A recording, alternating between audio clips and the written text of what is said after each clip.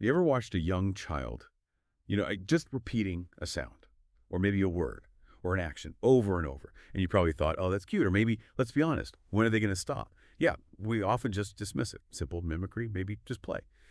But what if that repetition, that thing that seems so mundane, is actually one of the most powerful forces shaping their whole cognitive world, their language? Today, we're doing a deep dive into exactly that, the surprising, often really underestimated role of repetition in how kids develop thought and speech. And we're pulling from, well, two thinkers you might not expect together. Lev Vygotsky, foundational and developmental psychology, and Richard Feynman, the Nobel Prize-winning physicist. Totally different fields, right? But their ideas, they kind of converge in this really beautiful way. They show repetition is way more than just rote memorization. It's like an engine for growth. Okay, so let's unpack this. Yeah, and what's really fascinating here, I think, is how this connects to practical stuff.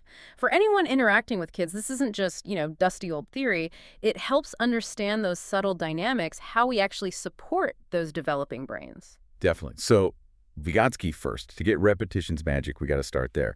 His core argument, really revolutionary at the time, was that learning isn't this isolated thing happening just inside a kid's head. No, it's deeply social, cultural even. And language for Vygotsky wasn't just for asking for juice or whatever. It's absolutely critical because it's the tool we use to organize our thoughts, to mediate understanding. It literally shapes how we think. That's such a crucial point. Vygotsky's insight into how thought and language come together is, well, it's brilliant.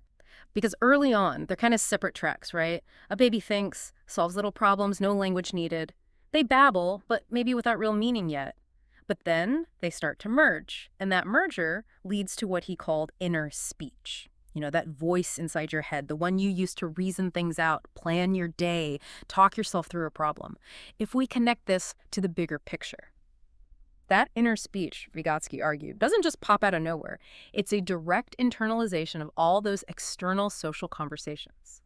With parents, teachers, other kids, it's like the conversation literally moves from the outside in. Wow. Okay, so the actual, architecture of their internal thinking is built from conversations, from Yes. stories, explanations. That's the idea. And that leads perfectly into his zone of proximal development, the ZPD. We talk about this a lot. Yeah. It's that sweet spot, right, between what a child can already do easily on their own and what they can achieve, but only with a bit of help, guidance from someone who knows more. A parent, a teacher, even a slightly older sibling sometimes. Right.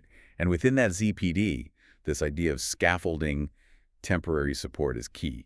And here's where repetition comes back in, but maybe not how we usually think of it. Exactly. This Vygotskian repetition, it's not drilling multiplication tables, not rote stuff. It's an active process. It happens within that supportive social dialogue. Think about when an adult repeats a word, look, a dog, big dog, or clarifies instructions a few times, or models how to build a tower again and again. They're giving the child multiple chances to interact with that new word, that concept, that structure. It helps solidify the neural pathways. Like you said, paving a path in the woods. The more you walk it, the more you repeat or hear that word, the clearer the path becomes. Easier to access later. That's literally how external speech starts to become internal thought. That's a fantastic way to put it. Okay, so that's the social Vygotsky side. Now let's shift gears, because to really see the full picture of repetition, we need Feynman. Richard Feynman, the physicist. Seems like a leap, maybe. A little, maybe at first glance. But he had this powerful, anyone can do it philosophy about learning. He was huge on making complex stuff accessible. Believed you could break almost anything down into simpler parts that anyone could understand. Yeah. It was all about building that feeling of, yeah, I can get this. Self-efficacy. Right. And Feynman was mostly talking about, physics, complex science for adults or older students. But that core principle, it translates so well, so directly to early childhood. Think about it from a child's perspective. Learning to make a new sound, or forming a word, or grasping a concept like sharing. That can feel huge to them, like an impossible problem.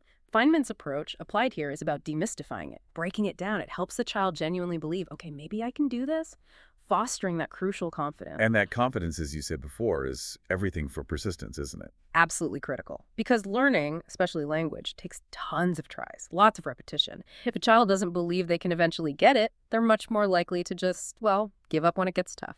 Okay, here's where it gets really interesting for me. Bringing Vygotsky and Feynman together. Seeing how their ideas work in synergy around this concept of repetition. Yes. So Vygotsky shows us repetition as this tool for internalization. Remember, kids repeating sounds or words isn't just passive mimicry, it's active. They're practicing, they're integrating these new bits of language. Like when a parent keeps naming things apple, red apple, want apple, or uses the same sentence pattern in a story. That provides the raw material, the linguistic input.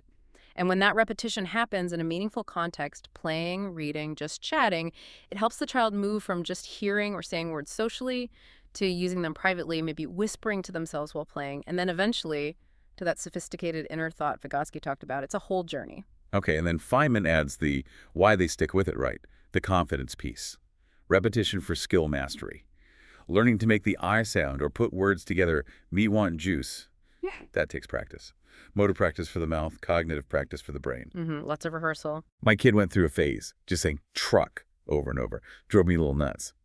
But thinking about it now, through this lens, they weren't just being annoying.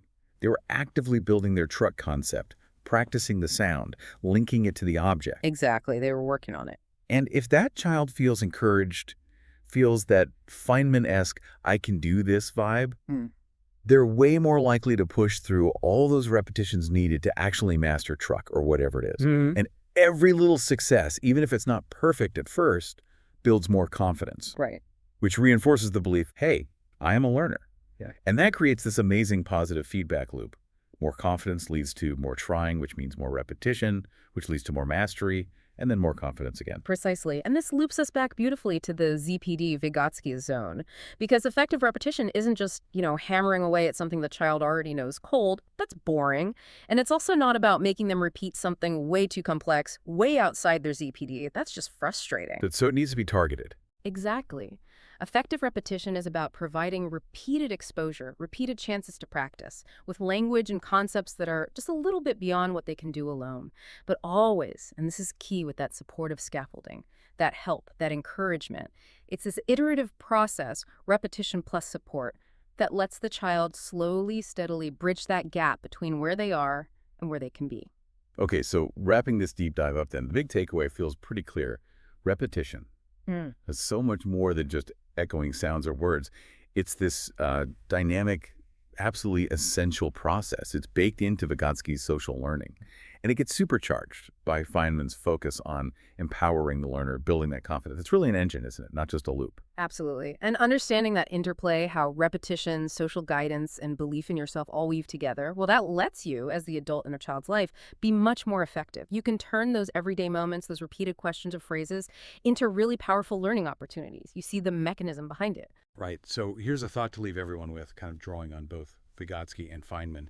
The next time you find yourself repeating a word or a phrase or reading that same book for the 10th time to a child, think about it differently. Consider not just the words you're saying, but consider that invisible, really quite resilient bridge you're helping them build, one repetition at a time, connecting their outer world, the world of social speech, to that amazing, burgeoning world of their own inner thought.